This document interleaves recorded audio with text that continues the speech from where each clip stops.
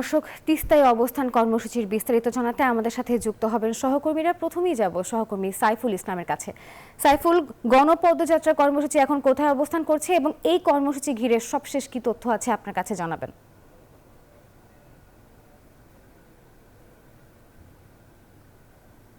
নাফিসা, আপনাকে জানিয়ে রাখি গণপদযাত্রা কর্মসূচি কিছুক্ষণ আগে শেষ হয়েছে এবং একটু আগে কিন্তু এই তিস্তার পারে এখানে নদীতে নেমে প্লেকার্ড প্রদর্শন করেছেন এখানকার আন্দোলনকারীরা।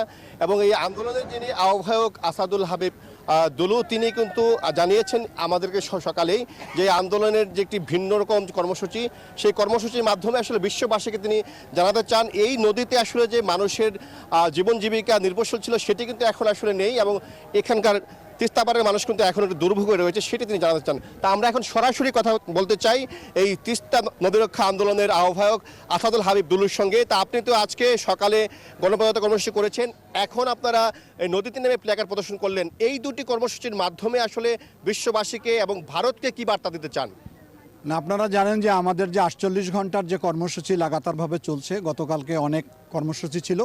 আজকে সকালে আমরা বিশাল লোকের সমাগমের মাধ্যমে পদযাত্রা করেছি। এখন আমরা তিস্তা নদীর ঠিক মাঝখানে দাঁড়িয়ে রয়েছি, এখানে কোনো পানির অস্তিত্ব নেই। আমরা বিশ্ববাসীকে জানিয়ে দিতে চাই যে একটি আন্তঃনদী এভাবে শুকিয়ে গেল। আমাদের দীর্ঘদিনের দাবি যে তিস্তা চুক্তি স্বাক্ষরিত হোক, আমাদের ন্যায্য হিস্সাটা আমরা পেয়ে যাই এবং নদীতে এভাবে উজানে বাদ দিয়ে বাংলাদেশকে আজকে মরুভূমিতে পরিণত করা হয়েছে। আমরা বন্ধু রাষ্ট্র ভারতকে বলবো যে বাংলাদেশের মানুষের সঙ্গে মানুষের সম্পর্ক ভারতের সঙ্গে তৈরি হোক, কিন্তু পতিত সরকারের নতজানু পররাষ্ট্রনীতির কারণে তিস্তা চুক্তি স্বাক্ষরিত হয়নি। আজকে গোটা রংপুরের 5টি জেলার মানুষ আজকে হাহাকারে পরিণত হয়েছে, মরুভূমিতে পরিণত হয়েছে। আমরা দেখিয়ে দিতে চাই যে যেখানে তিস্তা প্রমত্ত ছিল, বহমান ছিল, সে তিস্তা নদী এখন শুধু বালু আর বালু।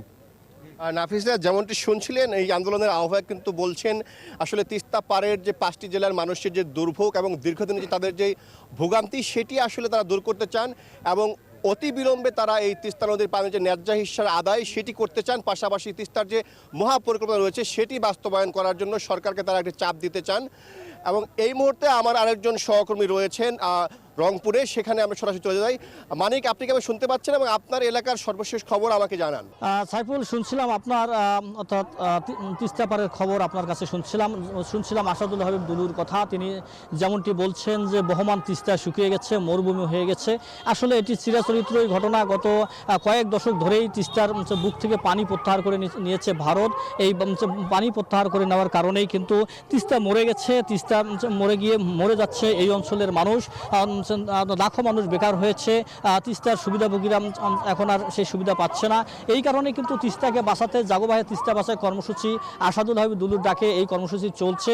আপনাকে যদি বলি যে এই যেমনটি একটি পদযাত্রা হয়েছে আপনার অর্থাৎ তিস্তা থেকে লালমনিরহাটের অংশ থেকে কাউনিয়া পর্যন্ত, একটি ছোট পদযাত্রা কিন্তু মহিপুরে হয়েছে। এখানে লক্ষ্মীটার ইউনিয়ন পরিষদের চেয়ারম্যান আব্দুল্লাহ আল হাদির নেতৃত্বে একটি পদযাত্রা হয়েছে। এটা আমরা জানতে চাইব। এই আব্দুল্লাহ আল হাদিও কিন্তু তিস্তা নিয়ে অর্থাৎ অনেক ভোগান্তির শিকার হয়েছেন, অনেক কাজ করেছেন। একটু তার কাছে জানতে চাইবো, আপনি তিস্তা নিয়ে অনেক সময় কাজ করেছেন, তিস্তা পাড়ের আপনি একজন জনপ্রতিনিধি, একটু সংক্ষিপ্ত আকারে জানতে চাই যে জাগোবাহে তিস্তা বাঁচায় কর্মসূচিটি কতটুকু সারা বিশ্বে নাড়া দেবে, একটু আমাদেরকে বলবেন।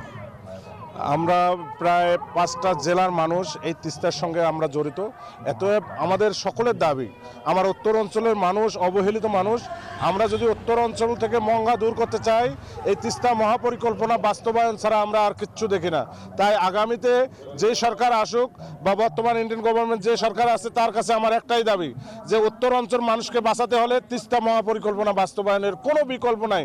আমি দাবি জানাচ্ছি দ্রুততম সময়ের মধ্যে আসাদুল হাবিব ভাই যে এই প্রোগ্রাম হাতে নিয়েছেন তার সঙ্গে সংগতি জানে আমার রংপুর জেলা তথা 5টা জেলার সকল ইউনিয়ন পরিষদ আমরা একত্রিত হয়ে এই দাবির সংহতি জানাচ্ছি এবং এটা যাতে দ্রুত বাস্তবায়ন হয় এটাই আমাদের চাওয়া। এটা যদি বাস্তবায়ন না হয় এই উত্তর অঞ্চলের মানুষ আগামীতে আরও অভাবগ্রস্ত হবে এবং তারা আরও, এখন যেমন কুমিল্লা, বিভিন্ন ঢাকায় বিভিন্ন জায়গায় এই এলাকার মানুষ কিন্তু কর্ম করে খায়, যদি এটা বাস্তবায়ন হয় তখন আমরা এই এলাকার মানুষ এখানে কর্মক্ষেত্র করে খেতে পারবো। এত আমাদের সকলের চাওয়া এবং এবং এটা আমাদের পিঠ দেওয়ালে ঠেকে গেছে। এখন এটা তিস্তা মহাপরিকল্পনা বাস্তবায়ন চাই, এটাই আমাদের চাওয়া, আর বিকল্প নেই। আমার কথা বলছিলাম একজন জনপ্রতিনিধির সাথে, তিনি কিন্তু বলছেন যে এই তিস্তা মহাপরিকল্পনা বাস্তবায়ন ছাড়া তিস্তা পাড়ের মানুষের কিন্তু বিকল্প কোনো ভাবার যে সুযোগ নেই। আমরা এর আগে কথা বলেছিলাম, রুকনউদ্দিন বাবুল এই পয়েন্টে রয়েছেন এবং জাহাঙ্গীর আলম রয়েছেন, বিএনপি নেতা দুজন রয়েছেন। তারা কিন্তু আমাদেরকে বলেছেন যে তারাও কিন্তু এই 48 ঘন্টা কর্মসূচি শুধু নয়, তারা 48 দিন। এখন এই যে পরিস্থিতি, একটু আপনার কাছে আরেকটু বিষয় একটু জানতে চাই যে ভারত যে পানি ছেড়েছে, এই পানিতে হঠাৎ করে পানি ছাড়ার বিষয়টা একটু বলবেন আমাদেরকে। মূলত যেটা আমার পানি উন্নয়ন বোর্ডের সঙ্গে কথা হয়েছে, সেটা হলো ভারতে এই যে জলপাইগুড়ি ওইদিকে নাকি বৃষ্টি হওয়ার কারণে এই পানিটা হঠাৎ করে বৃদ্ধি পাওয়ার কারণে তারা এই পানিটা ছেড়েছে। আসলে বাস্তবে এটা নয়। তারা আমাদের এই এখন শুষ্ক মৌসুমে আমাদের এখন কিন্তু পানির দরকার। আমাদের এই ফসল আপনারা জানেন, এই যে আপনাদের যে জিয়াউর রহমান সময় থেকে আমাদের যে সেচ প্রকল্প এখানে আছে, বিশেষ করে রংপুর, দিনাজপুর, নীলফামারী এই এলাকাগুলা তিস্তা নদীর পানি দিয়ে আমরা মূলত আবাদ করি। কিন্তু এই আবাদটা কয়েক বছর ধরে তারা ভারত এই পানিটাকে গজলডোবা দিয়ে তারা দক্ষিণ অঞ্চল বিহার পর্যন্ত এই পানিটাকে, তিস্তার পানিটাকে তারা কাজে লাগিয়েছে, অথচ আমাদের এই পানি ওরা দেয়নি এই গত 5-7 বছর। এটা আমি মনে করি ভারতের সাথে বিগত সরকারের লিয়াজও থাকার কারণে এই অবস্থা আমাদের, আমি মনে করি। জানতে চাই, আপনি এই তিস্তা পাড়ের একজন চেয়ারম্যান, গত মৌসুমে এই সময় পানি ছিল কিনা তিস্তা একটু না, এই সময় কোনো পানি ছিল না। এবার এই পানিটা এই আন্দোলনের কারণে হঠাৎ করে তারা এই পানিটা ছেড়ে দিচ্ছে মূলত। তাহলে কি ভারত সরকার পক্ষপাতিত্ব কিনা একটু আমাদেরকে? ভারত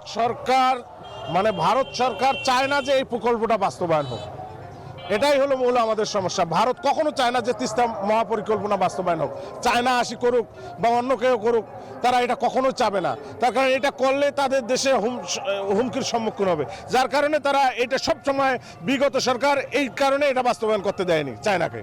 এটাই মূল। কি চান কোন এই সরকার, অন্তর্বর্তী সরকারের কাছে কি চান আপনারা? আমার অন্তর্বর্তী সরকারের কাছে একটাই চাওয়া যে আপনারা চায়নার সঙ্গে, চায়না যে কোম্পানিটা সমীক্ষা করেছে সেই কোম্পানিকে দিয়ে দ্রুত সময়ে যে 8,500 কোটি টাকার যে একটা প্রকল্প তারা দাঁড় করেছিল, তাদেরকে দিয়েই আমরা এই কাজগুলো করতে চাই। ধন্যবাদ। আমরা কথা বলছিলাম তিস্তাপাড়ের একজন জনপ্রতিনিধির কাছে, তিনি কিন্তু বলছিলেন। তাহলে এই ছিল আমার কাছে রংপুরের গঙ্গাচড়া থেকে সর্বশেষ। একই খবর জানতে সহকর্মী রবিউল হাসান রয়েছেন তিস্তাপাড়ে। রবিউল, অবশ্যই আমাকে শুনতে পাচ্ছেন, আপনি জানাবেন সেখানকার আজকের কি কর্মসূচি রয়েছে।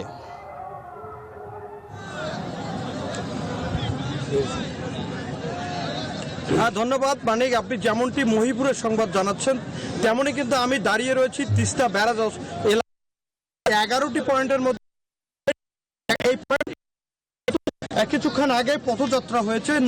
নদী থেকে শুরু করে প্রায় 2 কিলোমিটার জায়গায় কিন্তু পদযাত্রা করেছে বিএনপির নির্বাহী কমিটির সদস্য হাতিবান্ধা পাটগ্রামের আসনের বিএনপির প্রার্থী প্রধানের নেতৃত্বে বিশাল একটি র্যালি নদীর পার থেকে প্রায় 2 কিলোমিটার জায়গায় পদযাত্রা করছে এবং পদযাত্রা শুরু করার পর এবং এখন কিন্তু এই এলাকা জুড়ে কিন্তু চলছে আপনার স্লোগান, জাগো বাহে তিস্তা বাঁচাও স্লোগানে কিন্তু মুখরিত হয়েছে অত্র এলাকা। আমরা যদি একটু কথা বলতে চাই আপনার সাথে, আপনারা এই কেন এখানে অবস্থান পানি